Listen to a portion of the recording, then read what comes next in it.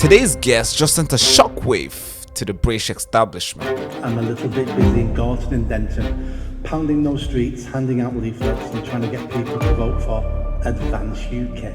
He's officially announced he's running for MP, and trust me, the political class did not see this one coming. First thing I'm going to do is I'm going to set up a local grooming gang inquiry.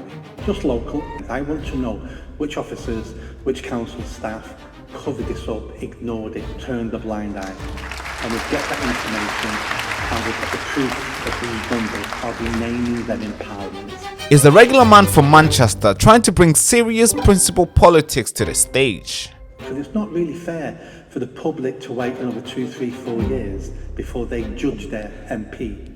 You should be judging them basically on a monthly basis and telling them this isn't good enough. Because they're our boss. They'll be my boss. And any job you do, your boss tells you all the time if you're doing good or bad. And that's what the public need to be doing to MPs. And I'll implement that there. In this episode, we'll dive deep into his life and who this man really is, and also try to understand why this is the conversation that the British elites don't want to have. Whoever wins this by-election, it will not change the country, because it's one by-election. But if they vote the right person in, it'll change the area. His name, Nick Botley. Thank you for inviting me on. Yeah, as I said, you are. I've been wanting to talk to you for a very long time, and I'm glad we finally got the chance to do this. Now, I don't know much about you. I can look online. Obviously, everybody has a little thing to say about you, and since we're here talking together, could you quickly give me who you really are? Who's Nick Botley? If I was in high school with you, and let's go back maybe when you were 14, 15, maybe 10 if you can remember that far. Who's Nick Botley, and how did Nick turn out to be what contributed for you to become the person who you are today? So let's go back to 10 years old. So at 10 years old, I went to Stanley Grove Primary School in Longsight, which is part of the area where I'm standing now, is part of Gorton and Denton. 10 years old, I had a speech impediment. I stuttered. I had to go to speech therapy. Damn. So I wouldn't stutter. Hard to believe now because I never keep my mouth shut, but hard to believe I had a stutter as a child. Move on till I was 14. Then I was going to Central High School for Boys in Bellevue, Gorton. Right. Made lots of friends. I was one of those kids who enjoyed school. I enjoyed school. I had friends. I had a social life. I enjoyed learning. I was naturally fairly intelligent. I passed my exams at school without studying, if anything. I went to my school, Central High School for Boys. If you think you went to a bad school in Manchester, you should know about my school. My music teacher was stabbed 42 times in the chest for confiscating a pornographic magazine off a boy. We had a newly arrived female teacher who was sexually assaulted by 15 students. She got pinned in the stairwell and she was abused and assaulted. I could walk from my English classroom into my geography classroom through the hole in the wall where the kids had kicked the breeze blocks out of the wall and made a new doorway. All right. That's what failing schools were like in the 80s. Right. Yeah, I definitely went to a rough school. Really rough in Salford. But definitely nothing like that. I didn't see anything like that for sure. Can tell you that. Those things don't go on anymore now. So, I'm glad. Yeah, me too. That's how bad my schooling was. I was failed as a child. I got hardly any education. My schools were that bad. I got no education. If I'd have been properly educated at secondary school, who knows where I'd have been today? I maybe could have been Prime Minister. I didn't go to university because I didn't know how to study. I didn't. So that was all through my school. But at school, I was a good boy. Never really in trouble. Good friends. I always wanted to learn. I was always asking questions. Why do magnets stick together? Why do we have seasons? Why does it go from spring to summer to autumn? Why does that happen? Why, when we spin around, do we go dizzy? And I always had questions. I always wanted to know why things happened and why things work. So that was my schooling. I spent most of my time, I mean, my first 2 years of my life, I had 12 homes. My family moved around a lot. Right. So when you work it out, that was a new home every 2 months. At one point, I lived in a foreign country. All before I was two, I lived in Rusholme, Moss Side, Hume, Longsight, Gorton. Um, I moved around London. I moved around quite a lot. Wasn't a good start for a baby. But then at 2 years old, we settled in Longsight, and I had a happy childhood. I had a loving mum. I didn't know my father, never met my father, but I had a loving parent. We had no money, but I always felt loved, and there was always food in the kitchen. So I had no complaints whatsoever. I ended up going to college. I went to Parswood Sixth Form College for 2 years to do my A levels. Right. I got poor grades, but I passed them. But I got very poor grades, and then it was a choice: university or not. And I applied for university, got a place, and then decided, why am I going to university? Mm. I don't know what I'm studying. I don't know what I want to do. And that's when I made a decision. I'm going to just go I'm just going to go into the big world. Right. So I ended up going around, traveling and backpacking around America and Mexico, working as I went. That opened my eyes to how other people lived. That gave me confidence. When you can turn up in a foreign country Mm. on your own, Mm. not being able to speak the language, Mm. and you can sort yourself out, that gives you confidence. And when you're back in the Yeah. UK and you've got a problem, you say to yourself, that's not really a problem. Yeah. I remember sat on a street corner in Delhi with Yeah. a India. man who just in India who had just Right. finished work. Him and his family lived in a cardboard box on the street in India. He had 5 kids, all under 7. And he shared his food with me that day. And he said to me, today's been a good day. And I said, oh, well, why has it been a good day? When I've worked, I've got enough food to feed my family, and we've got enough left over for breakfast in the morning. That's a good day. That is. So when I'm in the UK and I'm thinking my life's hard, do you know what? I can't afford a new iPhone. My car's 8 years old. That's not really very good. I should have a new car. Mm. When I'm having those feelings of my life's not going very well, I think of that man and I think, no, my life's amazing. My life's amazing in this country. And I'm tired of people putting this country down, of creating problems. These are all first world problems. I'm sick of people moaning. People need to realize we live in the greatest country ever to exist on That's this right. planet. That's right. And that's what we need to remember.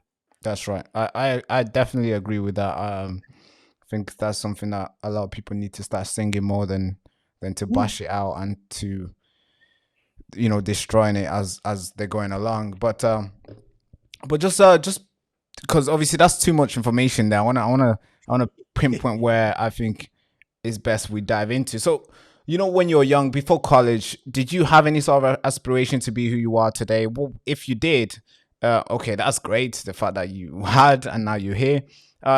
If you didn't, what was it that you wanted to be in life? Could you dive yeah, deep on what you wanted to be? sure. Like many young people, I wanted to be a millionaire.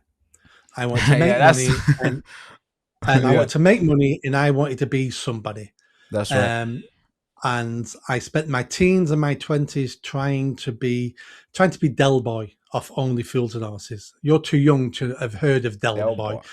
Delboy. Del Boy Yeah, was a wheeler dealer, always doing dodgy stuff, trying to earn money, sometimes legal, sometimes he was like he was called Del Boy. I would try to be him. I was selfish. I wasn't a criminal. I wasn't a nasty person. I cared about people, but really, I was top of my list. I yeah. was number one. I was priority. and that didn't really work out for me. And I got to 30 years old on my birthday, and I reassessed my life. And I said to myself, you've told everybody you're going to be a millionaire by the time you're 30. And not only are you not a millionaire, you're single, you've got no children, you've got a job that sometimes pays good money, but for months on end earns nothing. Your life isn't going the way you thought it was going at 30 years old, is it, Mr. Buckley? And I Mm. had to go, No, it's not, is it? And I can blame people. I can blame the government. I can blame this. I can blame that. And I realized, no, this is all your fault. You had a Yes. dream and your dream didn't come true. And that's when I decided I need to turn my life around here. Mm. So I got a job straight away at Manchester Airport and loved it. It was poorly paid, but it was a great job. And I started getting a steady wage coming in every month. And that's when I could plan a better social life and Yeah. go on holiday with my friends because they were planning stuff. Mm-hmm. I was still selfish. It was all about me. What turned my life was I left the airport, went traveling around the world for a couple of years, came back penniless, in debt, and needed a job. And a leaflet came through my door when I was living in Openshaw, which is next to Gorton, That's right. Yeah. and it said, "Do you want a job at Manchester Council? We're looking at a trainee program. We'll train you." And I thought, I'll apply for that. Who knows? Mm. They took 4 people on, and I came 4th. So by the skin of my teeth, I got on that training course. Sick. And yeah, it was pure luck and coincidence. Is that how And you was that your type of like a little stepping stone into politics, I guess? yes, so Right. suddenly I was working with people in the council whose Right. job it was to make other people's lives better. Oh, sick. They were being paid to do it, but it wasn't their job to sell a widget. It wasn't their job to make you buy this product. It was people's whose job it was to make everyone's lives better. Mm-hmm. And I thought, wow, I never realized this before, that people are paid to make people's lives better. And then I got promoted and I fell into a job working with young people, making sure they weren't getting involved in crime. So the local police officers would give me referrals of local young people Right. who had not been breaking the law yet, but everybody thought they're going down the wrong path. Yeah. And They're gonna everybody do was it. waiting. Yeah, Yeah. exactly. Everybody's waiting for them, these kids, to break the law, and then we're going to arrest them and hammer them. And my job was What? yeah, but if you break the law, you need to be arrested, you need to be hammered. Yeah, But that's right. But my but job if was go on.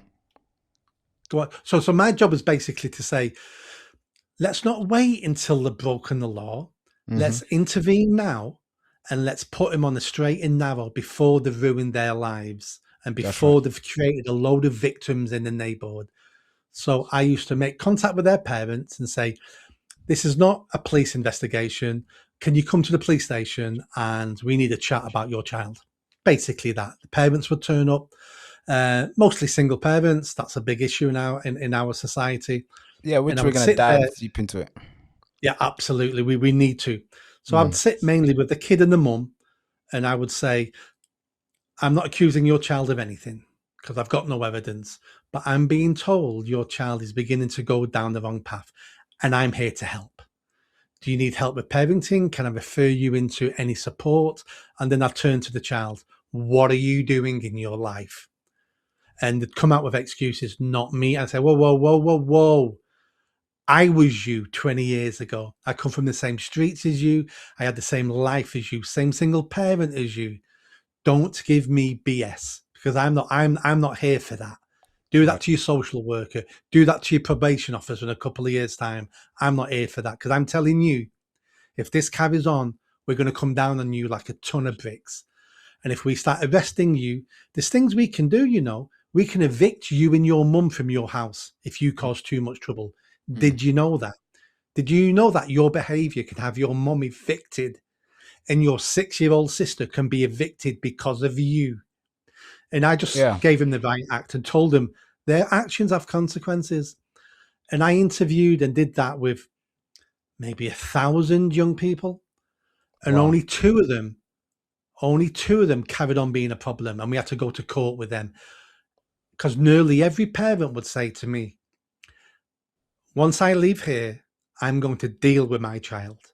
Yeah. And you are never going to see my child in this police station again because you've given me information now for me to be a better parent. And I'm going to be a better parent because I love my child. Yeah. And parents then took responsibility because they didn't know what was going on with their kid. My mum never knew what I was up to and what I was doing as a child. And sometimes it's unfair to completely blame the parents without giving them the information to be better parents. So when I was doing that job, that's the job that changed me. That's the job that made me realize I don't want to be selfish anymore. I don't want to put me first. I'll put me second and third, maybe, but I don't put myself first anymore now because I want to be part of a community. I want a better city. I want a better country. And that only happens if all of us start doing our little bit. Yeah, totally agree with that. It looks like I mean, that story there, you went from being super selfish to the point where you wouldn't mind stepping on somebody's head to get ahead. Mm. And then you became a person who's just selfless in a sense where you would do anything to prevent somebody from ruining their life. And could you get me to could we transition to when you started the charity? Is that too far away, or is it still No. all right? It's just that I want to make sure the people who are watching this get to kind of learn who you really are Yeah. to an Yep. extent So where they can say they know you yeah. because they can tell somebody else how you grew up and who you really Mm. are. Because oftentimes we see a lot of people do quick questions, quick little tweets to explain who they are, but then it leaves a lot of room it leaves a lot of years of like uncovered. So please let's grab on that side. Yeah. And if you give someone two sentences, they can twist that any way they want with two Ex- sentences to make them exactly. sound fantastic. That's right. Hence why I like long format interviews, because you get the truth then. So I Yeah. stayed with the council about 8 years, Hmm. and I was doing good work, but again, being paid for it, and I was being paid nicely to do it. Um, but then austerity came in 2011, and for your younger audience, in 2011 we just came through a economic crash, Yeah. and the Tory government had to cut everything. So they cut Manchester Council's money by almost a half. So Manchester Council had to make thousands of people redundant, and my job and my team all were made redundant. So I took that money they offered me, and I said, right, I'm going to carry on this work because this work's important. And not only am I going to carry it on, I'm going to do it better, because working for a council is horrendous. The rules, the regulations, the red tape drives you mental. So I did the best I could within that system. And I thought, no, I'm going to take this money, I'm going to set a charity up, and I'm going to do this work to such a level that we're going to get national attention. Mm. So I invested my redundancy, I set a charity up, and I worked for the charity for free for 2 years. Right. That charity now is a multi-award winning charity. I'm not involved in the charity anymore now. I can explain why later. Yeah. But we started working on the streets. We started setting up youth projects. And straight away, we started getting young people out of gangs. We Hmm. stopped young people being pulled into gangs. We've stopped 15 girls, different girls, being raped and abused. We've stopped one boy being raped and abused. And that's because we're on the streets at the times young people are socializing, at the places where they socialize. So what happens with the council? The council may have youth workers, and they'll go speak to young people and go, oh, why don't you go to the youth club round the corner? And young people will go, some of them will go, don't want to go. I'm not interested. Plus, I've also been banned. I'm not allowed in there. So my charity and what I used to do was take services to the kids on the streets. It Right. wasn't about getting them off the streets. It was about getting them, letting them socialize where they live. Of course, they can socialize where they live. This isn't Nazi Germany. Kids can Mm. hang around where Yeah. they live. You know, Yeah. they're entitled to do that. Hmm. But we would make sure they knew how to behave, would make sure they knew consequences to their behavior, would make sure they weren't being pulled into criminal gangs or being pulled into being groomed. And we would offer them help and support. So, you know, if a young person said, I'm really thinking about joining the army, but I don't know what to do. Next time we'd go out, we'd have all the information, or we'd Google it on our phones. If another person said, I'm really struggling at college for this, for that, you know, sometimes we'd phone up the college and the tutor and say, we're phoning on behalf of such a body. They're really struggling, but they don't want to talk to you about it. You know, and so whatever we could do to improve their lives and to give them a better chance of being successful. That's what my charity did, and that's what my charity still does now. The second project we set up was about rough sleeping. And we, I did that for many years. We got about 100 rough sleepers off the streets. Some of those rough sleepers, we got them all into accommodation. Some of them we got into drug rehab, and then about another 70, 80 former rough sleepers we got into jobs. We got into jobs on building sites in the city centre to change their lives. And it was the same tactic. It was about sitting on street corners with these individuals, trying to find out why they're there, what's gone wrong, why they're broken. And these individuals have been broken for a long time, 20, 30 years, mainly mental health issues. Then they start taking drugs to lessen the pain. So they become drug addicts, which breaks them even more. Yeah. So then they need more drugs to compensate for the more pain. Exactly. And it's a vicious circle. Dangerous and one. Absolutely. And the reason why we set that project up for me was I don't want to live in a country where we allow our fellow citizens to live and die on the streets, where people are quite happy stepping over them to get to the shop. And, it's really complicated. It's not easy to solve this problem. I understand that. I understand it better than most people. But just because something's difficult, it doesn't mean we don't try. Yeah, It doesn't mean we don't aim to get better and better and find new solutions and enforce old solutions. But we've got to a stage in this country now where we've given up. We say things like, oh, they want to live on the streets. It's a lifestyle choice. And it's like, no, it's not a lifestyle choice. These people are broken. They're dying.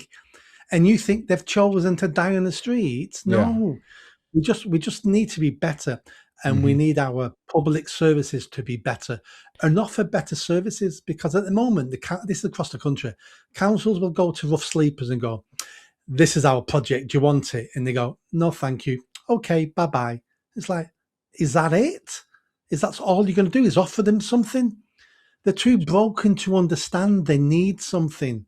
You've got to work. We used to work with these people for like sometimes 6 months before they would take help off us. And we'd try every day, every week. And sometimes it takes 6 months. And what used to change these people's minds would be catching them on the right day, as in the night before they just got battered. And you catch them the next day, it's like, I will take help because I'm actually scared. Catch him the next day, high as a kite again, and not really bothered about being assaulted. So it's about going back every day. And don't our fellow citizens deserve that? Yeah, I think every single person deserves that in the country. Yes. Do you think it's because they, when they're out in the street, they kind of build a routine where they feel like, although they're numbed to the pain to understand that this is not the alternative, this is not the best thing for them, but because they've been there for so long, they also think there's no other way or anything better than being out there. And also because it's easy for them to access the things that has got them in that place, meaning like drugs and doing all doing the things that you wasn't doing before, but they got hooked now to the point where they feel like they gotta keep it going. And the moment they come out of it, they're gonna lose all the friendship, they're gonna lose all the drugs, and then they're gonna be new people. And the idea of being new is like, it's so scary. They rather just stay the same. Do you think that's the issue there? Yes. The issue we have is not accommodation. The issue we have is not how much money we're spending. The issue is we have broken people who have created a lifestyle that feeds into them being broken, which is the drugs, living on the streets. And they then design subconsciously coping mechanisms for that. Right. So they'll say to people, I'm fine living on the streets. I'm fine, because they've learned that then means people walk away and leave them alone. But once you look into their eyes and they're saying, I'm fine, you can tell by their eyes they're not fine. Yeah. The saddest thing you ever hear is you sat talking to a rough sleeper and they say to you, I'm sorry I was ever born. For someone to get that low, I'm sorry I was ever born. I've done, and it's hard work, but we Wait, never should give up on anybody. so somebody will say, "I'm sorry, I was ever born." Are they indicating that them being there is like a burden to you trying to help them out? What they mean is they've been a burden to everybody they love. I've let them all down. I've let my parents down. I've let my wife down. I've let my friends down. I've stole things off my sister for drugs. People now look at me as a nobody. The world would have been a better place if I'd never been born. That's what Yeah, they mean. that is deep. That is super deep. Yeah. Something Let, that needs let me to be tell you tackled something. for sure. Yeah. Go on. Let me tell you something even deeper. So, I remember seeing a guy on Deansgate in Manchester. I'd never seen him before, so I sat down talking to him and seeing what help he needed. And it's initial conversation. We don't, we're just trying to get to know him to begin with. You can't go, "Do you want help? I can get you a whole." It's like, no. What's your name? How are you? I'll chat to you another day. That's the approach you do the first time. Mm. And he was I was on a conversation, and he said to me, "I'm better than a rat." And I said, "What do you mean by that?" And he went, "Well, rats have to climb through bins to find the stuff people don't want. I'm better than a rat. People give me stuff they don't want. At least I'm better than a rat." And when you analyze that, that's quite deep. Yeah, He that's knows. really. Yeah, because when you sat with homeless people, you'd be surprised what people do. The amount of people who've come up and given someone a half-eaten sandwich, Mm. or someone from an office will come with sandwiches from the board meeting and go, "Oh, we don't need these, you can have them." And then they're doing it from a good place. I Yeah, for understand why sure. they're doing it. Yeah. But the message that sends is the crap I don't want is good enough for you. Oh yeah. And Yeah. over So time, that really damages you psychologically. Hence why he yeah. knows at least he's better. There's a pecking order in the world. I'm That better is. than ever. Yeah, I've never looked at it that way. I think I'm sure a lot of my viewers are probably stung to hear something like that because um, they also, I'm sure they are very forgiving and giving people here who watch us. I'm sure they kind of help out homeless too, so they probably feel like that way too. Because Mm, yeah, I understand what that might do to them because that is insane to see it that way, and that's exactly what's happening. mm, We can't deny it. That's exactly what's happening. So then you set up this charity, yeah? And then what mm. happens next? How do you detach from that? What happens? Because right now you're not running the charity, so there must be something that took place Yeah, to take you away from that. yeah. And there's three words for that, and that's Black Lives Matter. Right. So if we fast forward to June 2020, um, a career criminal in America is dead on the streets. The UK goes crazy. BLM is everywhere. And I said to myself, I've never heard of BLM, but I think I'm not sure if I've heard of it. I don't know. So I Googled it, found the organization, found their website, and I wrote an article on the website because I didn't like what I read. And I thought, no one else knows about this. They all think it's an anti-racist organization about police violence. But when you read the website, it's overthrow capitalism, defund the police. And the biggest red flag for me was this: deconstruct the Western nuclear family. And I remember Wow. going, what the hell does that mean? Yeah. Deconstruct the Western nuclear family. And studied it, and I realized I know what that means. It means less fathers in the family. Yeah. That's what that means. Less Yeah. men about. Yeah. And I went, no, that's the biggest problem we have in the Western world is a Mm-hmm. lack of fathers at home. Mm-hmm. And I can't approve this running this charity, knowing that's the biggest issue. So I wrote an article about it, about this is what Black Lives Matter stands for, based on their website, not a Mm. conspiracy theory website, their website. Right. And the second half of the article was, and if we want to improve Black lives in the UK, this is what I would do. We would tackle female genital mutilation. We will tackle knife crime. It's appalling that we allow young black men to die in pools of their own blood. and nobody will tackle it because everyone's scared of being called racist. So let them die. As long as they don't affect my career, let them die. That's why the police and the government won't tackle knife crime. It's for that reason. So I wrote an article about that, and straight away, Nick Buckley was a Nazi. Nick Buckley was a racist. The whole world turned against me. And the board of the charity I founded, I appointed a board, which you need legally. They were 3 friends of mine. And through cowardice, they went, oh, the online mob came for me. A petition was set up to have me fired, to have my MBE stripped from me. And the 3 board members went, if we don't give them Nick's head, they may come for us. Let's give him Nick's head. So they sacrificed me to the online mob.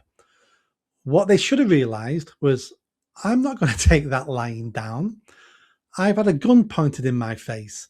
I've got 19 stitches in my head where I was assaulted with an iron bar. I'm not a tough man, but I'm not a coward. So I took the board on. And in 5 weeks, I made them resign in disgrace. We appointed a new board and they gave me my job back.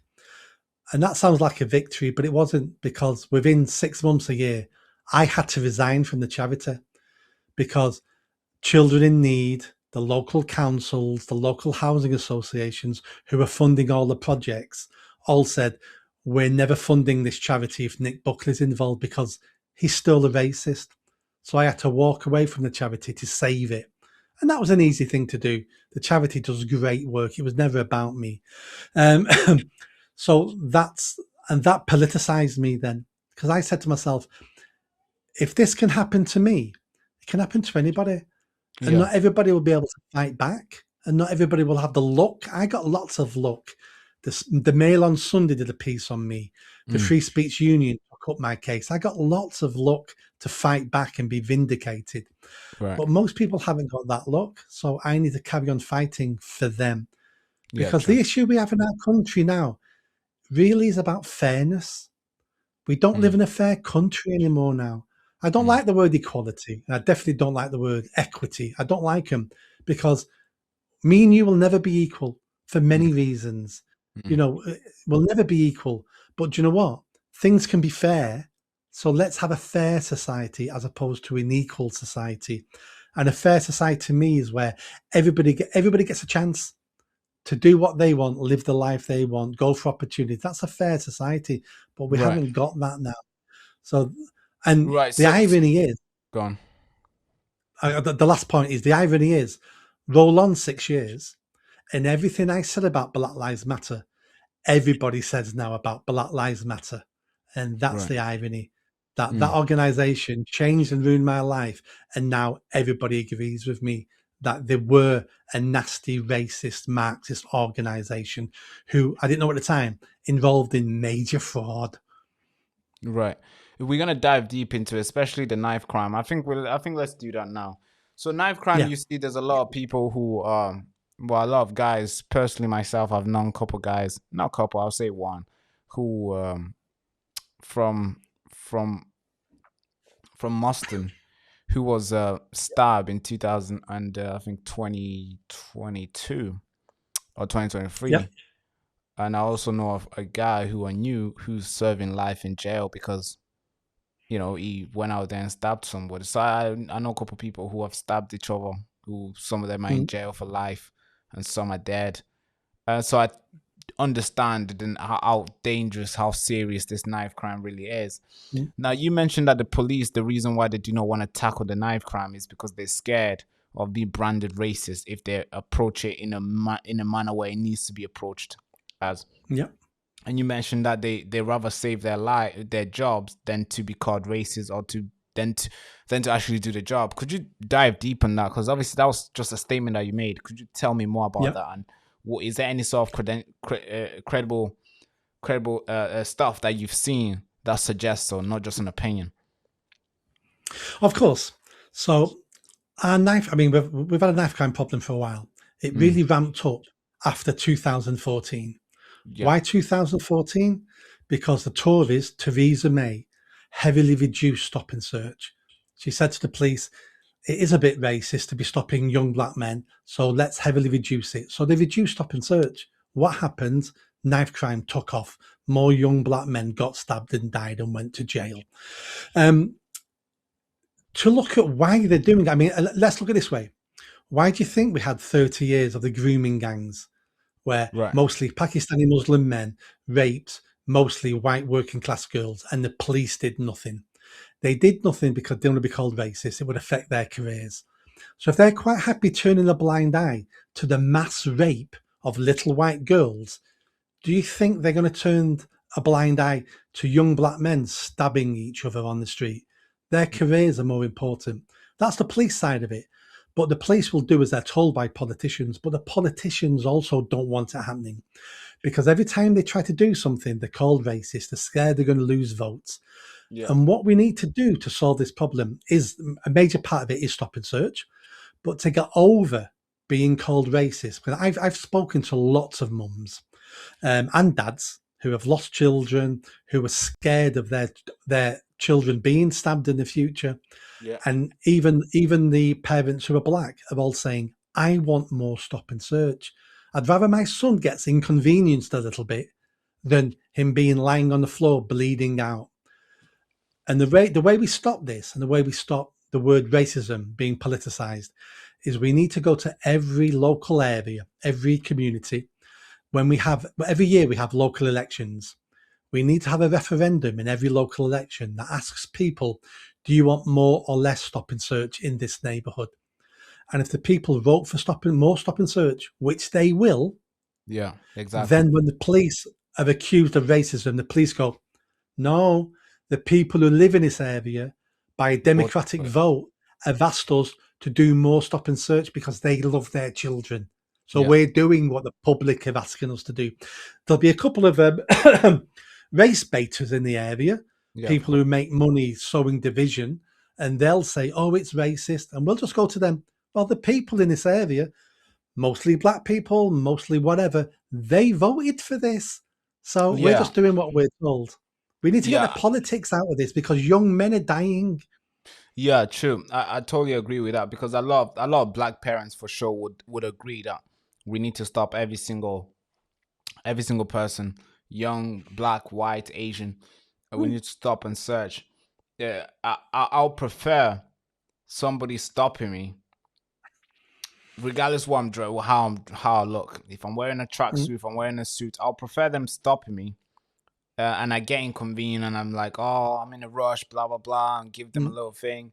I'll prefer them doing that, going through the hassle and then the search, then the police just letting someone walk past and later on, one guy's dead. And then they have to Yeah, go tell their parents that, hey, your son's been stabbed. And we could have stopped it, but, we don't want to be racist. yeah, I think every single parents will prefer a police officer hitting their son in the face then so they can make it at home back to the yeah. house. I think this idea of Exactly. calling somebody racist because they're out there trying to enforce a law, it's not a thing. And also because a lot of people, I see why there's a lot of people who say it's racist because they think it's targeted to black people. Well, yeah, because obviously they contribute a lot of the knife crime. They do a lot Yeah, of a lot of these trapping. You can kind of sense, obviously. I mean, I know a couple of people who have stabbed each other. Yeah, I know a couple of people who have died. So I mm, understand, like, I'm most likely to be stabbed by a black man than a white mm, man. So I need all the black people to be stopped and searched. For my yeah, for my safety, I want all black people to be stopped and searched. If that's gonna increase my chance of me hitting 90 years old, yeah. if that's gonna decrease the chance of me dying in the street. So yeah, I do Mm. understand. But don't you think it's kind of like insensitive for them to prioritize their career than somebody else's son who they took an oath to protect? Absolutely. Our police are failing. Our police have been failing for decades and decades. They're not the police force I used to work with 20 years ago. I used to be based in police stations at one point. I've trained police officers. I've created award winning projects for Greater Manchester Police. I've won awards off Greater Manchester Police when I worked for the council. Um, But we have a police force now that isn't about the public. Their priorities are not our priorities. Their priorities are political priorities, free speech, demonstrations. How many police now do you know you see on YouTube knocking on someone's door? You posted something hurty on Facebook. It's like, that's never a police job. While violent crime is going up, stabbings are going up, sexual assaults are through the roof. So the police have been failing for decades. And because they're failing, police officers, we're recruiting the wrong types of people, we're promoting the wrong types of people. And this is the public service we have now. They're Yeah. not fit for purpose. Yeah, I totally agree with that to some extent. Now, I want to get into your policies because you announced that you're running. I don't know, just in case the people who don't know, you're running to become a MP for Gorton and Denton, a place where I've visited multiple times, a places where I got a couple friends who live there, who will be quite, I don't know what, if they see this video, they will decide for Yeah. themselves. In regard to knife crime, you said that you will use a part of your salary to fund an on-street project to tackle knife crime and youth violence. Could you tell me more about that? How does that look like? Because you're getting 90K a year, or maybe £93,000 a year. How 96. 96 now. See, they again. So politicians always get a raise, right? Last time I checked, it was 93. Okay, cool. An extra 3,000. All right, go ahead. Yeah. So I don't need £96,000 to live on. I don't. I need some money. I'm not a millionaire. I can't give away all of it, but I don't need 96 grand. So I'm going to fund for every month I'm in power. I'm going to fund an on the streets youth project that'll be working, 2 evenings a week across the area, evenings and weekends. And it'll basically be the project I used to run for the charity. That's basically what it's going to be. Specially trained youth workers going out, engaging young people, liaising with the police, liaising with parents, trying to make sure young people aren't in dangerous areas, trying to get young people who tell us they're carrying knives to hand them over so we can dispose of them, explaining to young people how to avoid conflict, how to avoid tit for tat online where suddenly you've disrespected someone and they're out now looking for you to stab you. So trying to give them the information they need to keep themselves safe. And also trying to take the physical knives off the street as well. Because as an MP, I don't want to sit in front of an upset mum trying to explain why I wasn't good enough as an MP to stop her child being stabbed to death in the area. So I've got to do something, and that'll be a project that will work. And, I'm not saying it'll cure everything. It won't cure everything. It's only one project, but at least it'll be a start. And if it's working, maybe we can get more donations into it. Maybe businesses will want to sponsor it, and then we can have it running 5 nights a week or 7 nights a week. So the days of doing nothing have to be over. I mean, we already spend millions of pounds in these projects to tackle knife crime. We already have these projects going on. Why can't we just get those guys to actually do the work and produce results? Because I've worked with council youth workers, and this isn't all council youth workers, but it's a big majority of them. And they say things like, I don't want to work on the streets. I want to work in a youth club. I don't want to work on a Friday night or a Saturday night in a youth club. I want to be out with my friends. So council youth workers don't want to work where the times they should be working and the places they should be working. Well, councils don't sack anybody because it's a political organisation. If I ran the council, I'd be sacking people because we should be sacking them. It should be in their contract. You're contracted to work every Friday, Saturday night on the streets. And if you don't want to do it, don't take the job. But it's not in their contract because... I mean, that's the way it should be, because obviously because it's a job just like every single person who has a job, who work. So if we give you a role and your job is to protect this group of people, or your job is to do this, you got to do it regardless of what time it is. It's like working night shift. If you apply for that job and you say, oh, I don't like going out at night, I don't like leaving my house at nighttime, then you'll be fired. So and we saw a need to, because the money still gets spent. That's the crazy thing, because the money is still going out our cards, the taxpayers' money is still being spent on these councils, but then no result has been produced. And just to go back to what you mentioned, that you're going to use half of your salary or part of your salary to fund this street project. Mm. Don't you think, since there is already people who meant to be doing that, don't you think you should just pressure those guys to do it, and then you can actually focus on your actual job as an Oh, MP? absolutely. So as an MP, I have no say over the councils. Councils are independent from the MP. But what I can do is embarrass them. What I can do is find out the information and tell the public that, did you know we're spending £100,000 on anti-knife crime stuff, and it's a Tuesday afternoon when all the kids are at school? Well, yeah, that makes sense, doesn't it? So another thing I'm going to do when I'm the MP, I'm going to set up a waste and incompetence hotline where people who work for the council, there's lots of good people work for the council, but it's not their fault they can't do what needs to be done. They're told by their bosses. I want them reporting to me anonymously how the council are wasting your money, and I'm going to make it public, and I'm going to force the councils to improve through embarrassment. I'll be naming senior officers, I'll be naming politicians, and I'll be telling the people who vote for them, this is what you're voting for. You need to start voting for different people if you want better services from your council, because this is how they're wasting your money. And every year they put your council tax up, and every year the services get worse and worse and worse. And if you're Yeah, going to vote for the same people, expect the same service. yeah. I mean, they're not gonna like that for sure. They're not gonna They're like not. you for sure. But it's important that it's done, because obviously I think a lot of people have had enough. A lot of people are tired in Yeah. seeing the same thing over and over and over again. A lot of people want something different. We want to be What people need represented. to understand is I'm not a politician. I'm a street fighter. I'm not a Right. politician. If you want someone polished who's going to look good in Parliament asking the Prime Minister a question, I'm not that person. If you want someone in Parliament who gets up and shouts at the Prime Minister, that is a waste of space. And why haven't you got this? And why aren't you doing that? If you Mm, want a street fight in Parliament, I'm your man.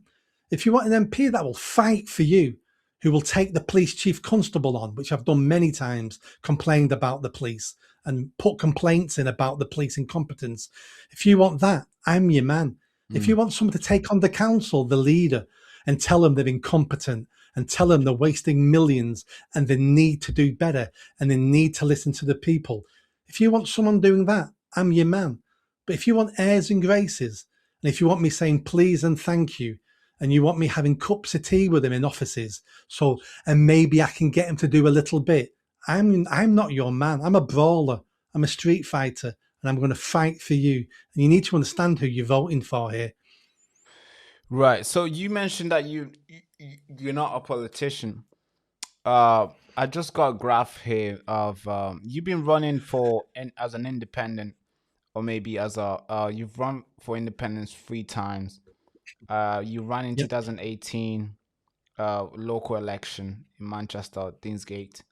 You ran in 2021 for Reform UK as Mm. a mayor of Greater Manchester, and then you ran again in 2022 as Manchester local election, Deansgate, and then you ran Greater Manchester mayoral Yep. candidate 2024 as an independent. You received over 50,000 votes. Great Yep. stuff. And then you ran Yep. for Oldham East Yep. 2024, the same year as an independent. And then, of course, today you're running for Gorton and Denton by Yep. election. Somebody looking at this chart would probably say you are a politician and you've been a politician for a very long time, since 2018. What would you say to those people? Because obviously, you've just mentioned that you're not a politician and you've never been. Yep. You're a street fighter, but since 2018, you've been politically active and fighting to get in parliament or as a councillor. Yeah, good question. I would say I've been a wannabe politician since 2018. I've not been a politician because I've never been elected. So I think that's splitting hairs a little bit, but I get the point. So the point is, this isn't my first attempt. My point is, and to change the country or at any level, council level, MP level or Greater Manchester level, you have to have your hands on levers of power. And to get hands on those levers of power, you've got to be a politician, you've got to be elected. Now, I failed on the other times. Sometimes I've done okay, sometimes I've done poorly. But that's not the problem for me. The problem for me is, it's not a problem, but the point I'm trying to make is, it's about not giving up. Nigel Farage stood for MP 7 or 8 times, lost them all, and now is an MP. If you're going to give up just because the race is hard, just because people laugh at you, just because you fail, then you're always going to fail. And I may always fail. And maybe I'll never reach to the position I want to reach. But on my deathbed, when my grandchildren say to me, Grandad, why is the country in such a mess? Why didn't you do something? At least I can say, I tried, but the public didn't vote for me. They voted for other people, better people than me, people more intelligent than me. But I tried. I put my name out there. I tried to stand up. I tried to be brave. I tried to change the country. But if the public don't want you, the public don't want you. And the public are always right, by the way. I'm not one of these who go, oh, those idiot voters didn't know how amazing I am. They should have voted for me. The public are always right when they vote. Right. So that comment there just stuck with me, that the public is always right. Would you agree that the public is right in what Keir Starmer is doing? Because obviously they elected him. Keir Starmer's a bit different because people didn't vote for Keir Starmer. People voted against the Tories. So Labour won by default by not being Tories. Now, many people, something like a third of people still voted for Labour. But you have to see that before the Conservative came into power in 2010 with David Cameron, the Labour was in power for 14 years. Would you say that the public was right to keep on voting them in? And then obviously after Labour was out when they lost the general election, and David Cameron came in, they voted for David Cameron, Theresa May, Boris Johnson, Liz Truss, and then obviously she did a little month of work, and Rishi Sunak, Boris Johnson, I forgot as well. So would you say the public was correct in voting those guys in? Because you just made a point that gone. Yeah. So this is complicated, but I get the point you're making. So my answer would be this: the people vote only for the people that's available, the options that are available, and people make the best decision they can at the time with the information available. Yeah. In hindsight, people would go, I would change my vote if I knew then what I know now. But we don't have hindsight. And what we need to be careful of, because it's very easy to do, is people like me or other politicians or people like you to look back in time and go, those people were wrong. Those people were stupid for voting that way. If only those people were like me, they would have made better decisions. That's easy with hindsight. And once we start thinking like that, the next step is those people shouldn't be able to vote because they're always making the wrong decisions. We need to start taking powers away from the people because they're always too stupid to understand what's good for them. People like me should be making their decisions for them because people like me are better, cleverer, know how they should live their lives. It's a slippery slope once we start thinking we know better than other people, because those people may have different priorities to us, may have different opinions. So if they vote for someone, we may think, well, I wouldn't vote that way. But do you know what? We're not them. We have to be careful of not being disrespectful to the voter. Yeah, I 100% agree with that.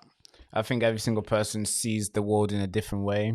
They have different belief, and they grew up in a different way as well. So they have a different lens than us. What's good for us could be the worst thing for them, and what's horrible for us could be the best thing that could ever happen to them. So yeah, I do agree with that. But there is sense of a lot of I think, as you already know, politics is very brutal. It's very vile in the sense where if you don't agree with somebody else's, with one party's way of going, people will attack you forever, and they'll come after you and come after you. And I think that's why I want to transition this topic, because you've been attacked. To some extent, I see the comment and I'm like, okay, rightfully so. And some extent, I'm like, all right, that's unfair for you to say this and slander him like this. That's unfair. You made an 11-minute video addressing the topics that addressing the things that people were saying with you about you, your late tweet, the tweets that you made before and all these sort of things. Is it okay for me to bring up a topic that Yeah. you, because there's a lot of things we can get to, but obviously I'm not gonna go through all your tweets. I'm not K Stammer, or I don't do tweeting police. Okay, I'm not a tweet police enforcer. But you made a tweet here which I find very for myself kind of scary for someone to make to say, or even I'm gonna read it out loud. I'm not sure if, but I want to show the viewers on the screen as well, so then they also get what I'm seeing. Give me a second here. Now, so you made this tweet. So you said, many British young women are, hoes, but don't realize they are. The days of morality and decorum are over.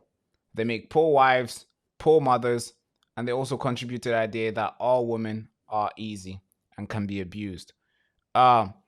This I've seen this screenshot. Obviously, you can see this is a screenshot.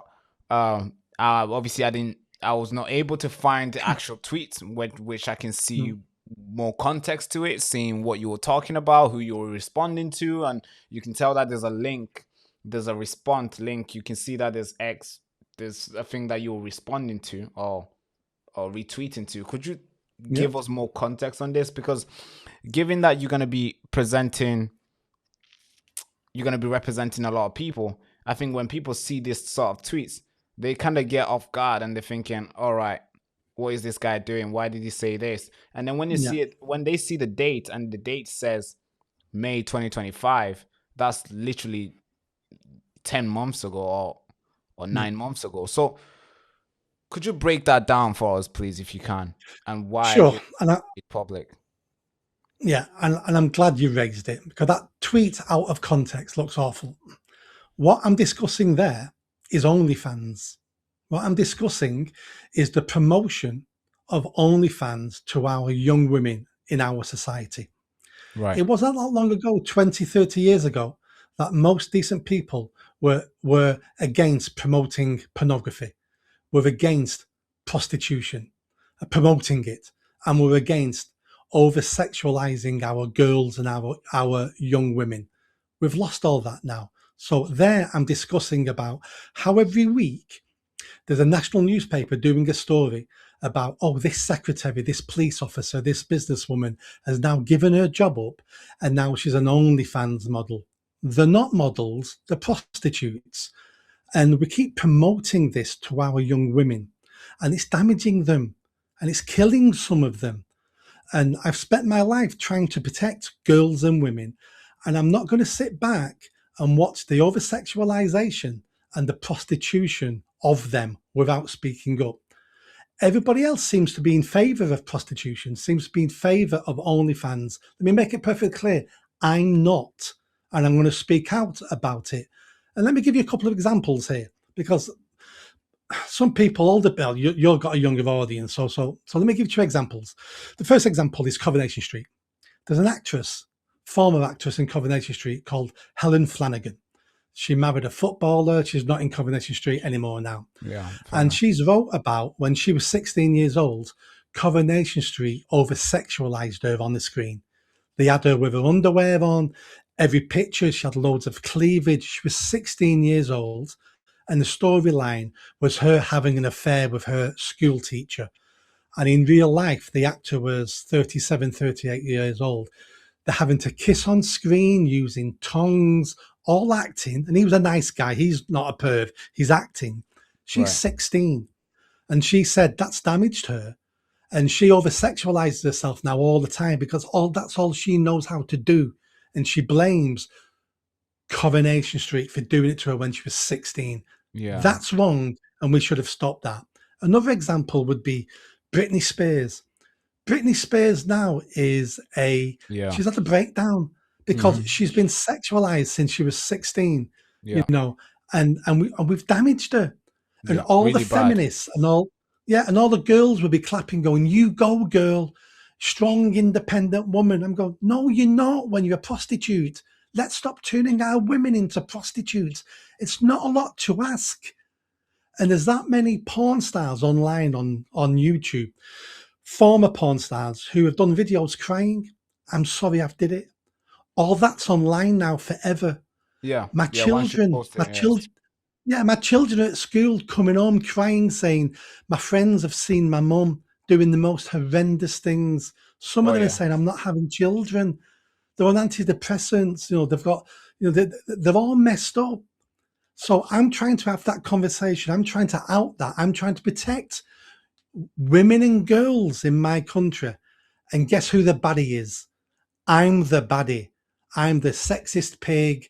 I'm this, I'm that, for trying to protect girls and trying to protect young women in my country. And they've But politicized this now. yeah, of course, as you already know, uh, this is how politics works. It was important for Yeah, me to, to get more context to it because, of course, this is the first time I think this is the second time we spoke because we spoke last time in real life, but we didn't get enough yeah, time. But when tweets like that come out, you're thinking, hey, is that the guy who I was literally talking to? Is this what he thinks? And I think those are important.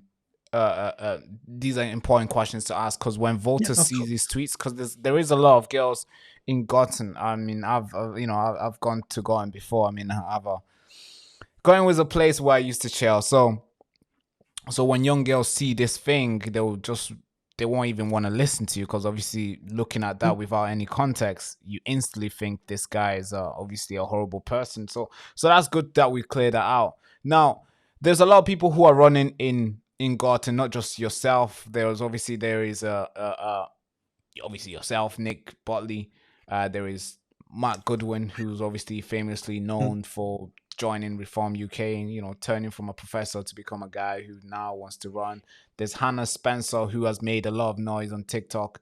Uh, there's Jackie Pearson, Sebastian Moore, who you were with a couple of days mm. ago from the Social Democratic Party. Now, what is that you have that set you apart from all these people? Because I'm sure somebody will be watching this from Garden thinking, hey, Barack, I don't know what's going on. I don't have enough time to research and watch every single interview of these guys go on. Yeah. Could you ask the question if these guys are, that what sets them apart from, Mm. what sets you apart from the other guys, so then they can kind of trust your word and see what they'll take from that? Sure. So for me, it's two things. The first thing about me is I'm local, lived and raised in Gorton and alongside. So I know the area, I know the streets, I know the people. I've got siblings, parents, I've got cousins and aunties all living in the area and many, many friends over decades and decades. I'm from that area. Many of these people running have all been parachuted in, um, who don't know the area. It's just the next stage for them. Now, being local is extremely important, but it doesn't matter if you're local if you've not got a plan. I've got a plan for this.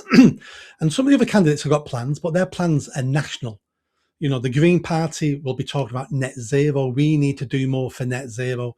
Matt Goodwin is saying, if I win, it's going to force Keir Starmer to resign, and it won't. But no one's talking about local issues. I've got a 5-point plan here. On day one, if I'm elected, I'm going to set up on day one a local grooming gang inquiry to find out what went on with our children in that area, who Right. covered it up, who knew about it. And if we get names of people, I'm going to publicly name and shame those officers, those council staff, those former politicians in the area who did nothing. So I'm there protecting your kids from day one. Point number two, we've talked about it, knife crime. I'm going to fund an anti-knife crime project because I don't need 96 grand to live on. We're going to work on those streets, taking knives off the streets and making sure kids are safe because I don't want your kids dying. It sounds weird saying it, but I don't want your kids dead. So I'm going to do my best on that. The third point is I'm sick of the councils wasting your money, wasting my money. So I'm going to hold the councils to account. We're going to set up that hotline where council staff can report wasted incompetence, and I'll go public. I'll go to the press. I'll mention it in Parliament, and we'll embarrass the councils to do better. To do better, because they work for us. They're public servants. They're not our masters. They're not our overlords. Right. And then when it comes to the police, every month I'm going to get a senior police officer to come to a public meeting where anyone in the area can just turn up, and we're going to get updates off the police. What are your priorities? What are you doing about burglary in this area? What are you doing about that? Why is this getting worse? Why is knife crime getting worse? And not speaking to a PCSO or a sergeant. I'm talking about a chief inspector. I'm talking about a superintendent, because they're the ones who make the policies, and we need to hold them accountable, because they seem to have forgotten they work for us. That's right. They seem to think they're our guards. They seem to think now they're the Gestapo, the Stasi, the Checker, and we will do as are told. No, you've got this wrong, mate. You'll do as you're told. We'll tell you what our priorities are. We'll tell you how to fix the burglaries. We'll tell you where you need to patrol to make our lives better. I want to flip the tables on the police, because they need to do better. And the final point is, if I'm doing that to the police and the councils, who's doing that to me? I could be full of it. I could take this job for 3-4 years, 96 grand. Jobs are good and nothing you can do now. So I'm going to do 10 public meetings every single year where anyone can turn up and hold me accountable. You can ask me questions. Nick, why did you vote this way in Parliament? Why are you not in Parliament? I never see you in my area. Where are you? What are you going to do about this? And I want the people of the area to hold me accountable, because it's not good enough that they have to wait 2 or 3 years to have their say on me. They need to be having their say on me almost monthly to make sure I'm doing what they want me to do, because I'm a public servant. And unless they hold me to account, I might get lazy. I might get corrupted. Power corrupts. They need to hold me to be the best MP I can be. That's right. And all those things I've mentioned, I can do with no extra money, no support of the police, no support of the council, no support of Parliament. I can do all those things with hard work, grit, determination. So that's what I'm promising the people. I'm not promising pie in the sky. We're going to build a new hospital. We're going to build new roads. I can't promise any of that. I can try, but I can't promise. But I can promise those 5 things with my hand on my heart. I'll deliver all those 5. Yeah, so much conviction there, which of course a lot of followers, a lot of voters will probably connect to that, because there's been a trend of politicians promising the world, politician promising them everything. Nowadays, there's a politician, not a politician, but used to be a professor, but he's promising that once they win, Keir Starmer will resign. And Keir Starmer today was meant to resign, but he said, "Hey, I'm not resigning." So I guess Jeffrey Epstein won't make him resign. Peter Mendelsohn won't make him resign. All these chief of staff won't make him resign. I guess Gorton will make him resign. Somebody might say I resist to that argument, but yeah, could you tell me more about the because there's something that you reposted recently, and I think I kind of agree with it, but I don't know if you actually stand on it. Because a lot of people who are from Advanced UK are obviously reposting stuff, and I think sometimes you like it and you also repost it, and maybe you like the idea of it, but it's not your plan. Now, this is something that you reposted recently. Is this a part of your campaign, and is this a part of what you want to do with the family? This is part of our national policy. Advanced UK have announced national policy, so that's what this is. Right. This is what I want, but I can't promise this if you will let me as an MP, because we would need to be in government to promise those things. So I'm not promising people that. I'm saying these are the things we agree with. So if I can push those sort of policies in Parliament, I'll push them sort of policies, but I can't make those promises because we're not in government. Right. But well, maybe I was misled because it says local candidate for Gorton and Denton. Yep. So I support those things, and if the government, Labour government, is pushing one of those things, I'm voting for it. I'm not going to be one of those MPs that always votes against the government because we hate the government. If the government puts something forward that I think is good, I'll be voting for it. If Reform puts something I think is good, I'll vote for it. So Yeah. it's about doing the right thing. It's not about playing politics. Yeah, so it's not about just making your name and getting the pictures and getting your recognition. It's about whatever is right for the country, you'll support even if the party won't get recognized for it. I think Yeah, that's something that we need in parliament. A lot of people will, we see when the Conservative Party were in power, the grooming gang, they wanted to cover it up because they didn't want to seem incompetent that it took place and they didn't do anything. So they cover it up. Now Labour Party is in. Obviously, they don't want people to know because people will find out that they did something wrong and they didn't look at it properly. So now they're covering yeah. it up. So it's like everybody's just it's just looking after their party rather than looking after the people that they promised that they were going to protect, which is kind of like insane. But now here's a lot of criticism that a lot of people have thrown at you, that you have run for Reform UK, Independent, and now obviously you've gone through party and party and party. Not many party, but you've run it as an independent all the time. Mm, It looks like you like doing independent stuff, and obviously you run with Reform UK a couple times, and today you're running with Advance UK. I mean, yeah. why Advance UK? Why not Reform, since Reform is creating a lot of momentum? And I'm not pitching for Reform. I've not Yeah. spoken to any reformers. I kind of do not like the way they're going, but it's just a way to just put it out there because I believe the reason why Matt Goodwin is running for Denton and Gorton is because he can say he grew up in Manchester, which obviously his accent doesn't really sound Mancunian to me, to be fair. He sounds a little bit posh to be from Manchester. And not that He, we don't sound he posh over here, but he's not from Manchester. His grandparents were from Salford, so he grew up down south. yeah. He's a southern posh boy. We've got to start telling the truth. That doesn't Yeah, mean but he's a bad person, but I like lots of things he says. But he's a southern posh boy. now, so why Advance UK? Because obviously this is a big Yeah, horse that's growing fast. This is a horse that's running. This is a big boss that's breaking yeah, things and moving fast. Advance UK with obviously Ben Habib, and you've yeah. chose to back and represent this party. Why this party? Let me start why not reform. So why I left reform. I left reform because it's a dictatorship. You can have no say in reform. Nigel Farage has a say over everything. It's purely a dictatorship. Now, the smart move for me would have been to keep my mouth shut, stand for them as an MP, maybe win at the general election, or maybe they would have put me up in Gorton and Denton, and I'd been an MP. As I was told, I could have £96,000 a year. That would have been a nice life. Not much hard work because I'd do nothing. Expenses paid to London all the time. 90. That would have been a fantastic life. But Mm. do you know what?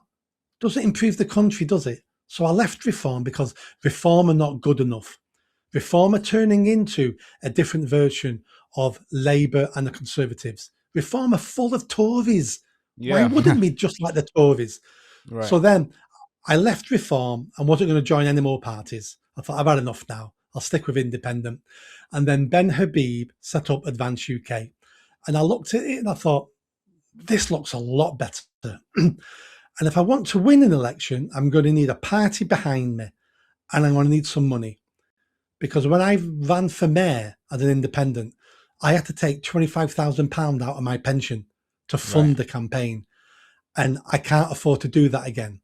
So I then said, maybe Advance UK. And I thought, well, I need to speak to Ben. I didn't know the man, never spoken to him. So I wrote to him and said, will you come on my podcast? I want to talk to you about me maybe joining Reform, but I've got a load of questions first. And he said, yeah. So he came on, we spoke for an hour and I went through all my points. This is important to me. That's important to me. This is important. And he answered them all. And I realized at the end of the interview, we're on the same page of everything here. So I said to him at the end of this interview, I'm joining Advance UK. So I joined. So I joined the party. Then this by-election was sprung upon us. And Ben Habib said, Nick, would you run on our behalf? And I said, I'd love to. And that's why I've picked Advance UK.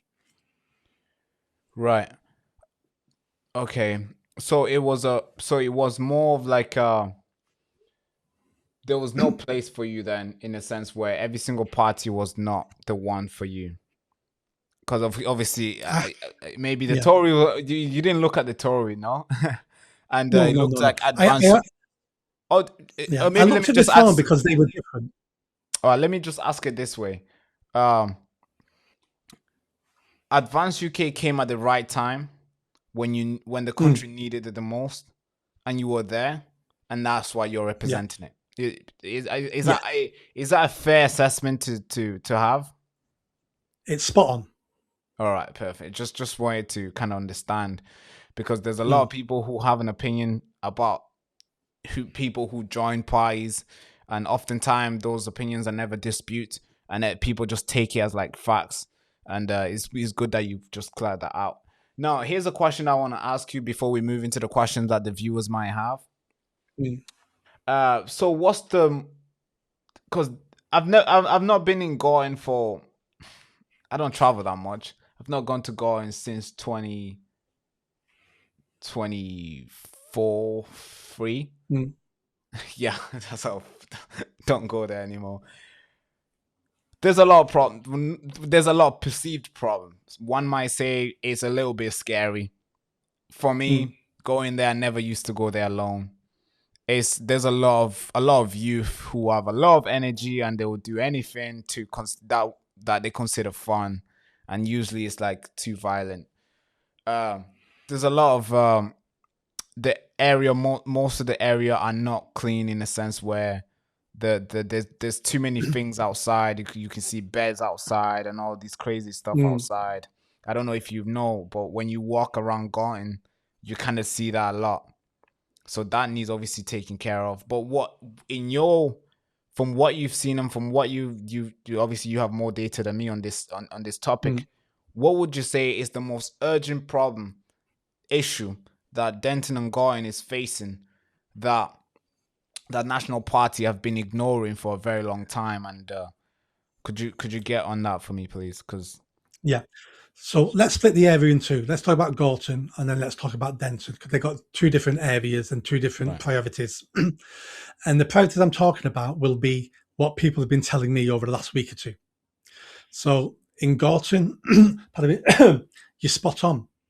People in Gorton are telling me their priority is rubbish, grime, dirty streets, and dog poo. That's their number one priority. They said the place is dirty. It's always dirty. And if the council ever clean it up, it's dirty again days and weeks later. And many people are saying it never used to be like that. It was a much nicer area. And the dirt, the grime, the mess, the fly tipping, the dog poo, graffiti, that's their number one issue. Now, that's a council issue. So we need the council to do better. We need the council cleaning up more, moving resources from one place that no one cares about and moving them to cleaning up the streets in Gorton. And we'll do that by embarrassing the leaders of Manchester Council.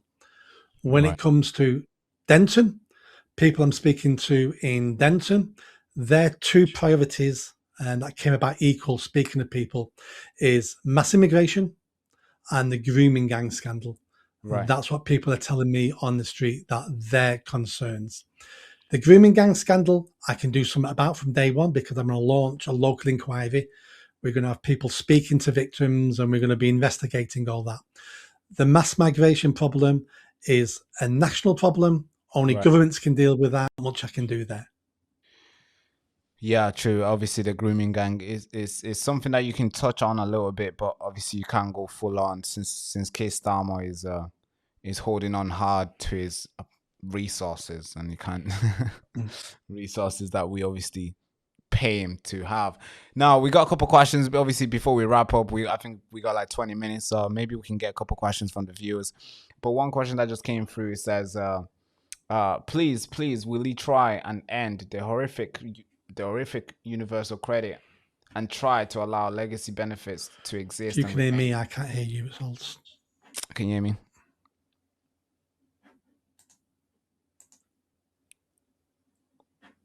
Should I try again?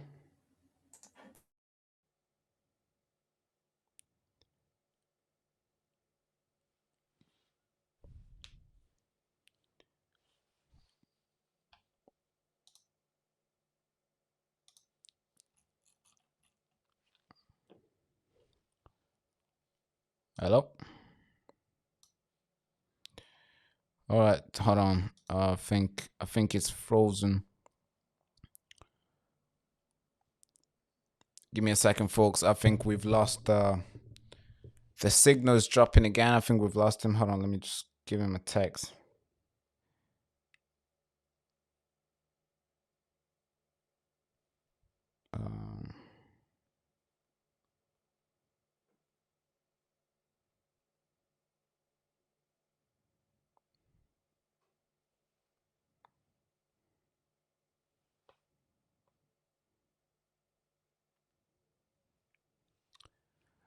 Folks, can you guys hear me? Put some W's in the chat. Can you guys hear me? It's been very the signal's gone again. I don't know what's going on. Something has been done on the back end. I'm not sure, but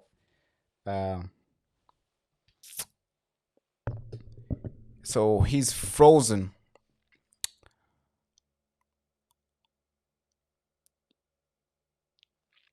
Can you guys hear me? All right, okay, you can hear me. All right, W's in the chat. All right, cool. Somebody asked, what does W's in the chat mean? I think it means winning. I think it means winning.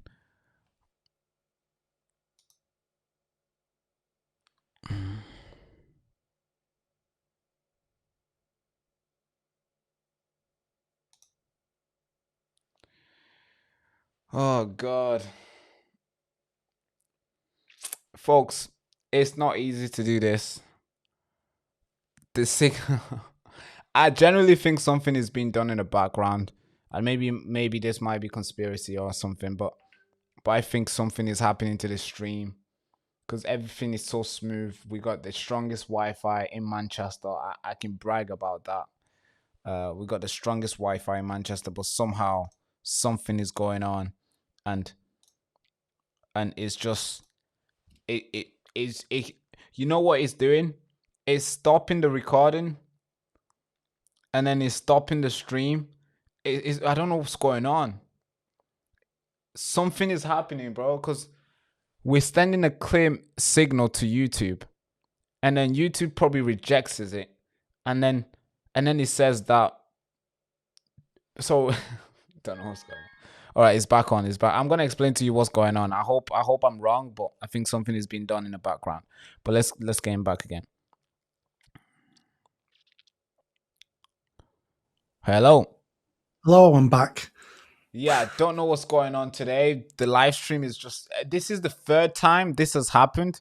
Not with you, but it's happened twice in two streams that we did 2 weeks ago. And then it's happening today as well. We invested more into it so then we can like fix this. But now it's still happening. So I think something is being done in the background that we have no control over. So but I hope we can carry on. But here's a question that I think you probably didn't get to hear properly. So one of our moderators have sent in a question, and she says, will you please try and end the horrific universal credit and try to allow legacy benefits to exist and remain? I would have to have a look into exactly what she means. But again, only a national government can implement such changes. As a single MP, I would have no say, no power. It's a government. Only a government can mess around with the benefit system. Right. Yeah, true. Only the government, the Home Office, and all the people can play around with. Yeah, makes sense. Here's another one that just came through from Howie. Would Nick look into more opportunity for adults to further their knowledge and education? Apprenticeships for adults, but more beneficial pay. So that's the question. So I'm assuming it's more to see if adults can get back into schools without having to pay, without having to go. I think more without having to go private in the sense Yeah. of like investing so much money to just keep their knowledge active. But I think you Mm. understand the question. Yeah, yeah, absolutely. We need a lot more of that. We've got nearly 10 million people claiming some sort of unemployment benefit or work benefit. We've got far too many people out of work, far too many young people out of work. Right. And what we need to move away from what we used to do, which is sending everybody to university and everyone to college. We need to be highlighting and giving options to young people saying, I don't want to go to university. I want to be a mechanic. I want to be a bricklayer. I want to be, electrician. I don't need to do A levels. I don't need to go to university. And for adults, it's really important that there's many opportunities for adults to retrain, because we're going to lose loads of jobs over the next few years with technology in AI. And what we can't do, because we did this in the 80s when we closed down the mining, the coal mines, is we just dumped hundreds of thousands of people onto the dole and left them there. What we need to do now is make sure when jobs are disappearing because of technology, we need to be doing retraining opportunities paid for by the state, so those people can retrain and go into a different career, a different path in life. We've got to learn from what we did in the 80s, which is mass unemployment and just dumping people on benefits for the rest of their life, because that's what we did. Yeah, yeah. I think that's quite sad because you handicap them in the sense where now they become more of a child to the government rather than more competent to them, that they can actually go Yeah. out there and still compete and win in life. But when you give them benefits, it's more like, hey, you can chill here and get something sorted for you, which obviously leads to a Yeah. lot of homelessness when the government doesn't come into their aid at the right time. It leads more into wrong financial choices because obviously there's no that sweat and blood to get the money. Mm. It's Yeah. always you always have a good financial mind when you know how you got your money, but when you're just sitting there and it's coming every month or every week, however way you get it every year, you don't know who's paying. It's just coming, Mm. so you think you can just spend it and you're gonna get it again. So there's no that sweat like, all right, I'm not gonna spend too much because I gotta go back to work. I know how hard it is to get it. Yeah. So Exactly. no, but I wanna there's a follow-up question on that when it comes to trying to end the horrific universal credit and trying to allow legacy benefits to exist and remain. There's a follow-up question. You mentioned that you don't know, you're not sure, you don't have one for that, and if you do, it would have Mm. to be at a national level when you are in government. Does Advance have any sort of policies on that? What does Advance We've not, stand on? yeah, we've not got because we're only 2 months old. We've just announced some policies over the weekend, but benefits in the welfare state is a policy we'll probably be launching probably towards the end of the year. So we will look at that then. Right. Perfect. Now, just quick one. You mentioned, I think you spoke a lot. You spoke about social media. I think that's what the chat is talking about right now. Yeah. But the reason why I think is relevant to well, I think we can talk about social media is because you mentioned that when you're addressing the tweets that you post a long time ago, Mm. you mentioned that there's a lot of this only fun going on, which obviously social media. There's a lot of apps Mm. which have encouraged young girls and young men, and not just but just women and men in the society Mm. that social media is the way out now, where the traditional feminine side, this traditional masculine side has been taken away, and we've brought in this new moral of a way of living. Mm. Could you talk more into that? Because a lot of people are saying social media needs to go. Not a lot. Some people are just they're debating what social Yeah. media should be like. Do you have any sort of opinion or any sort of policies that you think Advance has, or that they have, how they will be addressing this problem that we have, which is a lot of people now do not socially interact anymore because Mm. they rather just do it online. They rather just stay at home. They rather just get it Yeah. online, right? and we've lost that sense of connection to the neighbors. Yeah. We haven't got policies on that yet, but I can tell you what I think and Right. what I think needs to be done. So the cat's out the bag. We're not going to stop social media. We're not going to turn off the internet. I hope not. That isn't good. Exactly. That's not going to happen. And what I don't want is I don't want the government interfering in our lives, even if they think they're doing the right thing. So I don't want the government to ban OnlyFans, even though I'm against OnlyFans. I don't want to ban OnlyFans, because if they ban OnlyFans, 2 years later, they may want to ban Rumble. They may want to ban YouTube. So if we start giving them power to ban things, they'll use it against us. That's What right. we need to do is, as a nation, we need to find our morality. That's what we need to do. We keep blaming social media, we keep blaming other people, but the real blame is within us, every single one of us. We're the people who are lax. We're the people who don't want to take personal responsibility. We're the people making the wrong choices. We're the people who are not holding our family and friends and children to account. Right. We're the, the porn star, the OnlyFans model, Bonnie Blue, slept with 1,000 men in 24 hours. Yeah, insane. Her manager is her mum. Wait, what? Her mum is her manager. So the person who manages her mom, like Is real her mother. mum. Yeah. So we need to do better. We need to do better as parents. We need to stop pimping out our daughters and our children to make money for us. We need to have their best interest at heart. And that's how we start. And then again, we need more churches. We need more community events. We need people to form communities, because at the moment we're all insular. That's why we have our lives online, and we're social creatures. At the end of the day, we need company. If we're going to live happy lives, we need company. That's why something like 20% of all women in the UK are on antidepressants. 20%. Yeah, that's a lot. That's not a good sign that we're happy. 5,000 men every year in the UK kill themselves. 5,000 men. Yeah. We're not happy. And until we address that, until we start coming together around churches, around community clubs, around, youth centres, whatever it is, we need to start bonding. We need to start working together. We need to start putting our communities first. And we need to stop being old selfish Nick 30 years ago. And we need to start saying to ourselves, the community comes first. I come second or third. That's right. And we need to do that as a nation.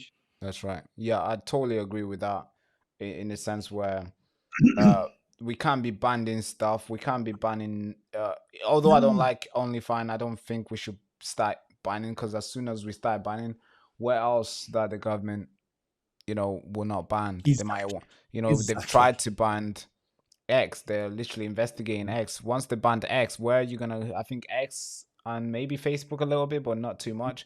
It's probably one of the places where you feel. It's probably like a place where you feel like you're in a pub where you can say anything that you want.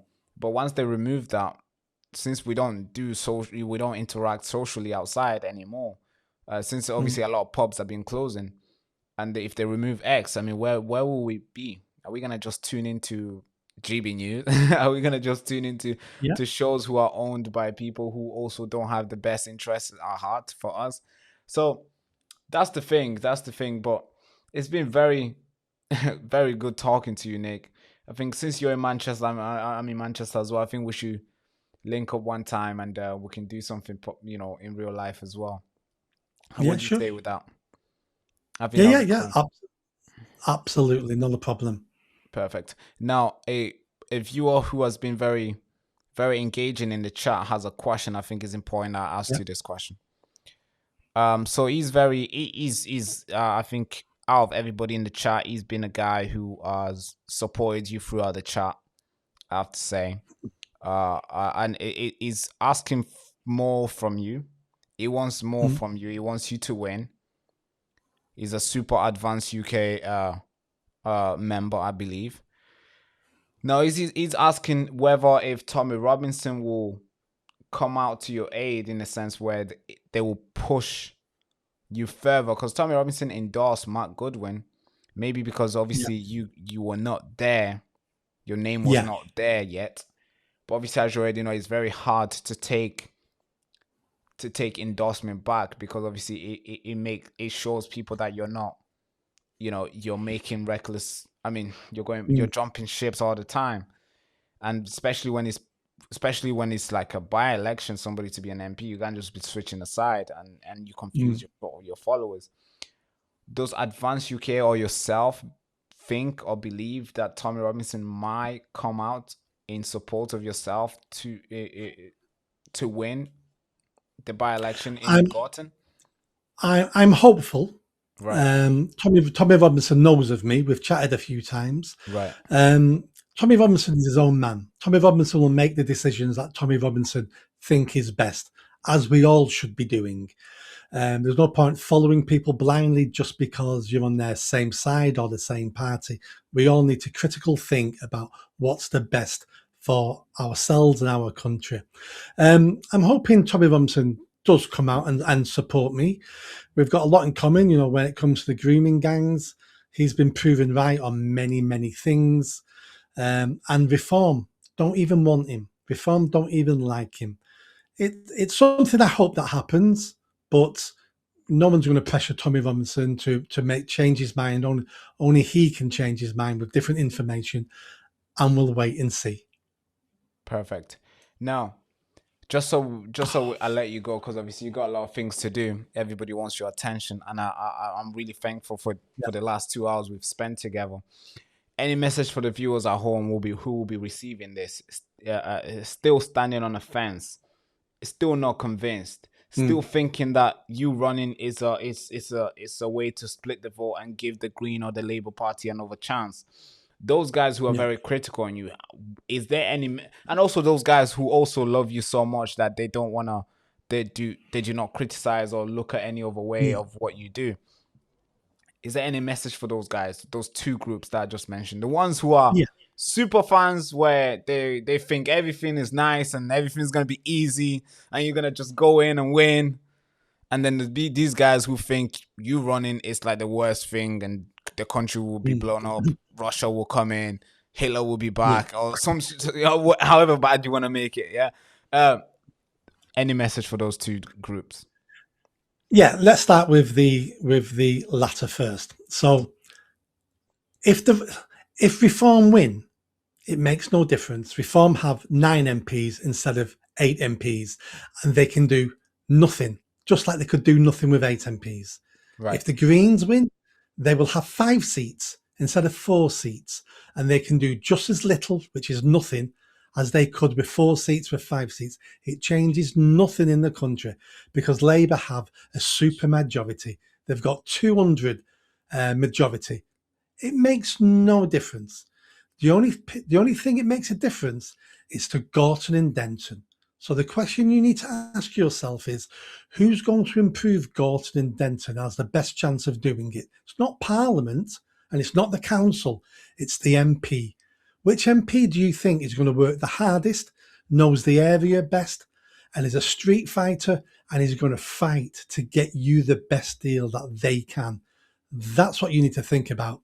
Everything else is just playing political football at this by-election, because Right. nothing changes the day after this election Right. nationally. Nothing changes. Right. And for the people who like me and support me, I think what I'd say to them is the 5 point plan. You've seen the 5 point plan that I promised I'm going to deliver. It's all achievable. There's nothing crazy there that can't be done.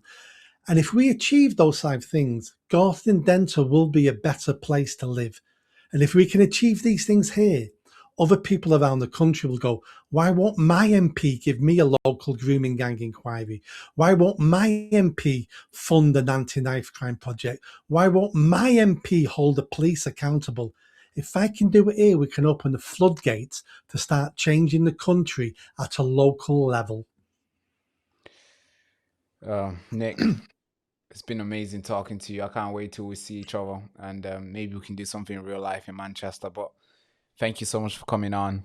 The last 2 hours have been amazing. Even though they tried to shut you down, they tried to remove your Yeah. fear. I think they removed it. They removed you once, and obviously we had a second time, which it went wrong again. But yeah, they tried. They shut down the channel in a sense where the system that the server that we're sending through the channel so people can receive the good quality video that we're doing right now obviously crashed.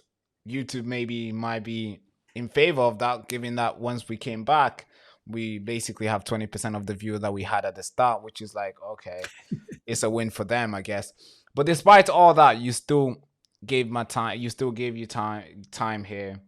You were patient, and you waited, and it looks more. It's for me. It's very, for me, how I see that is, it shows that you're not just trying to just get your words out and go, but you actually want to spend time, you actually want to talk, and despite everything that might happen in between, you'll still be around and have a conversation, and I find that very genuine. So thank you so much. And of course, I wish you all the best looks. Go out there, and of course the people in the chat will be rooting for you while you're out there smashing the doors and, you know, winning the hearts and the mind of the people. Thank you so much for coming on, Nick. Appreciate you. You're welcome. And let's do this again soon. Let's do it. Thank you so much. All right, folks, you heard it here. That is Nick Botley. Thank you so much for tuning in. If you have any questions, you can comment down below. I'm sure he's going to be generous enough to come in the chat and go back and forth with you guys through your comments. But it's been amazing having you guys on. And yeah, without further ado, hand to the head, salute. Bye-bye. Thank you so much.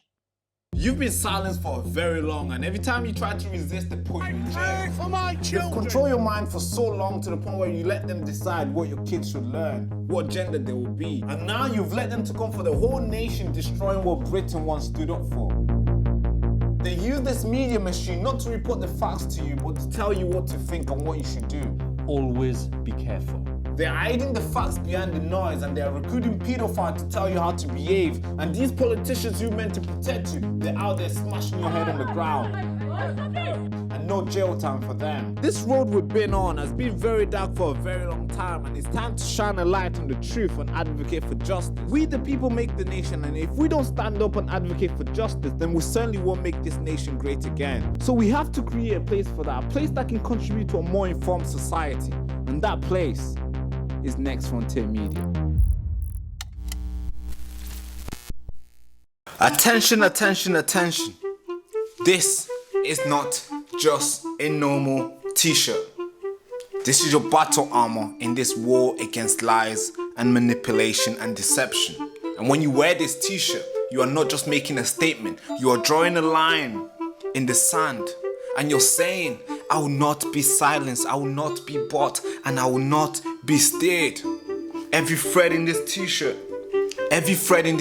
screams defiance. Every letter of I found the truth, not propaganda. Or maybe every letter of the nation needs to know is a rally cry out for independent thinkers, disruptors, the people who refuse to bend to the mainstream media narrative. We need your fund, and this is your chance to stand up, to speak out and fund the fight for the truth. Don't just wear it like a regular t-shirt. You have to live it. The nation needs to know you're gonna live it. Yes, please. I need you to fuel the resistance. Be the reason why the truth survives in this country. Please get yours at thebarakashow.com. And thank you so much for keeping us on air. Thank you. In the shadow of the digital gulag, we fire up the truth cannon and blast through the lies. And the show host, Baraka Amuri.